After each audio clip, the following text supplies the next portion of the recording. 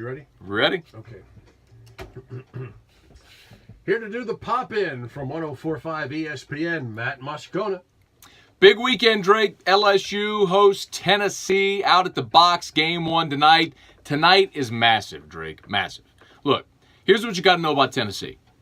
Tennessee is dead last in the SEC in team batting average. They're second to last in the SEC in runs scored. They ain't very good hitting the ball. Tennessee is 12th out of 14 in the SEC. In staff ERA, they're dead last in the SEC in opponents' batting average. They ain't very good throwing the ball either, Drake. This is a bad baseball team that's coming in. They don't have a lot of talent, but they're 5-7 in the conference. One game behind LSU. They've managed to scrape together wins. They swept Alabama, but were swept by South Carolina.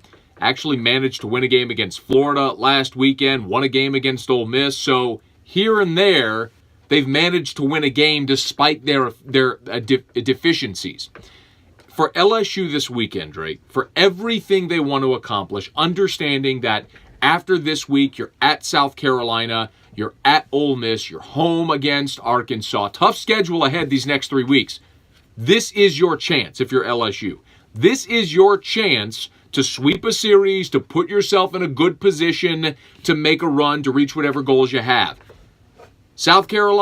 Tennessee, their worst starter goes tonight. Your best starter goes tonight, Zach Hess. He's got to be a hammer. You win tonight.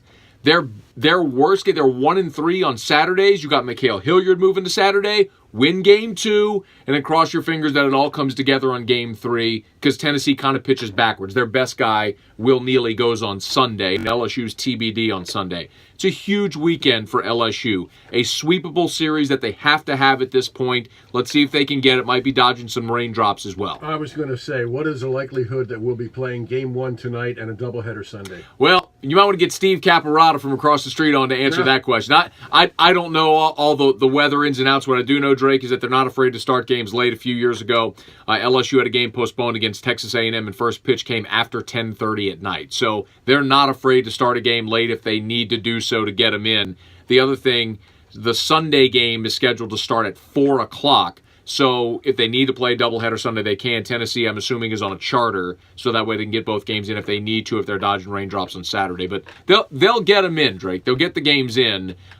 This is a huge weekend for LSU. You have really no margin for error this weekend if you want to achieve your goals of being a regional host and keeping the option of a super regional out there. And if you want to sweep, you've got to win. Game 1. Game 1. Indeed. Matt Moscona from 104.5 ESPN doing the pop-in. Have a good weekend. You too, Drake.